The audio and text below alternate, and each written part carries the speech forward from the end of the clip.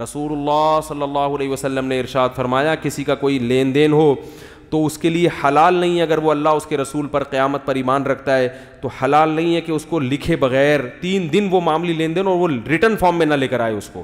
یہ نبی کی صحیح حدیث ہے. کہیں کسی کے پیسے آپ نے دینے ہیں تو آپ مر بھی تو سکتے ہو نا. اگر مر گئے تو کس کو کیا پتا چلے گا کس کے کتنے پیسے دینے ہیں. تو آپ کے ذمے لازم ہے کہ آپ اس کو لکھ کے بولو نا رکھیں. اور گھر میں میرے جتنے معاملات ہیں الحمدللہ ریٹن میں لکھے ہوئے ہیں. آج اگر میری موت واقع ہوتی ہے میرے گھر والوں کو میں نے بتایا ہوا کہ یہ ڈائری ہے، میرے مرتے ہی سب سے پہلے یہ نکالنا ہے، سب سے پہلے یہ نکالنی ہے اور اس کا یہ صفحہ کھول کے دیکھنا ہے. فوراً سامنے آ جائے گا کہ کس کے کتنے پیسے میرے پاس رکھے ہوئے. جیب میں جو پیسے ہیں ان کا کیا حساب ہے، شلوار کی جیب کے پیسے کس کو دینے ہیں. ٹھیک ہے نا. یہ جو صدقے کی رقم آتی ہے نا، میں شلوار کی جیب میں اکاؤنٹ کھولا ہوا ہے میں نے. یہی کہتے ہیں جو بھی آئے گا نا، چونکہ تاکہ اپنے پیسوں میں خلط نہ ہو جائے. کیونکہ اب کیا کسی آدمی نے فار ایگزامپل 500,000 روپے دے دیے، وہ میں بھول بھی تو سکتا ہوں نا. تبھی اگر کسی شلوار میں جیب نہیں ہوتی نا تو میں کسی اور کو پکڑا دیتا ہوں، یار مجھے آپ رکھو، مجھے یاد دلا دینا بعد میں. اپنے حافظے پر انسان اعتماد نہیں کر سکتا. ایک ایک چیز ڈائری میں لکھی ہوئی ہے. یہ بھی لکھا ہوا ہے کہ جو میرے گھر کا سامان ہے اس میں کون سا میرا ہے اور کون سا گھر والوں کا ہے.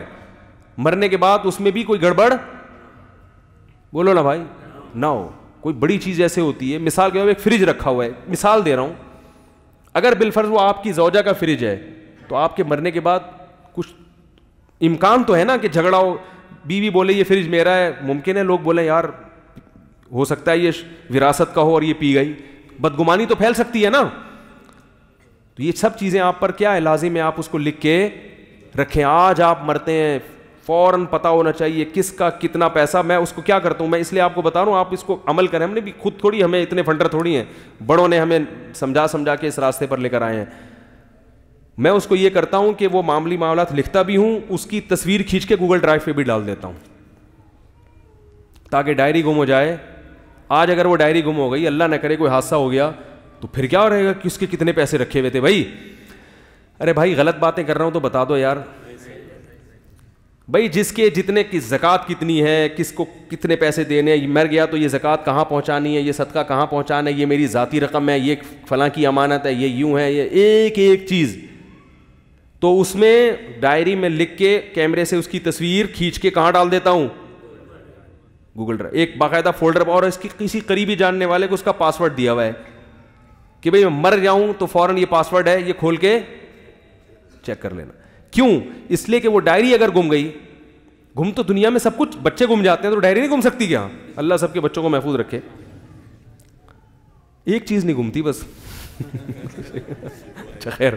تو وہ ڈائری گم گئی خدا نخواستہ، تو اب دماغ میں کیا یاد رہے گا یار، بینک میں اتنے پیسے پڑے ہوئے تھے، فلاں اتنے فلاں کے تھے، اتنے فلاں کے تھے.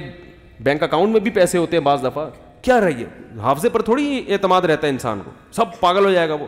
تو ڈائری کے ساتھ کہاں، گوگل ڈرائیو پہ بھی. اور وہ کسی کو پاسورڈ بتایا ہوا ہے کہ یار مر جاؤں تو فوراً اس میں وصیت بھی مل جائے گی، یہ سب چیزیں جو کرنا ہے وہ سارا اس میں پڑا ہوا ہے. مفتی طارق مسعود صاحب کے بیانات سننے کے لیے YouTube سبسکرائب کریں، اور اگر آپ لائیو ویڈیو کو کبھی بھی مس نہیں کرنا چاہتے ہیں تو سبسکرائب کرنے کے بعد بیل آئیکن پہ کلک کرنا مت بھولیں. جزاک اللہ.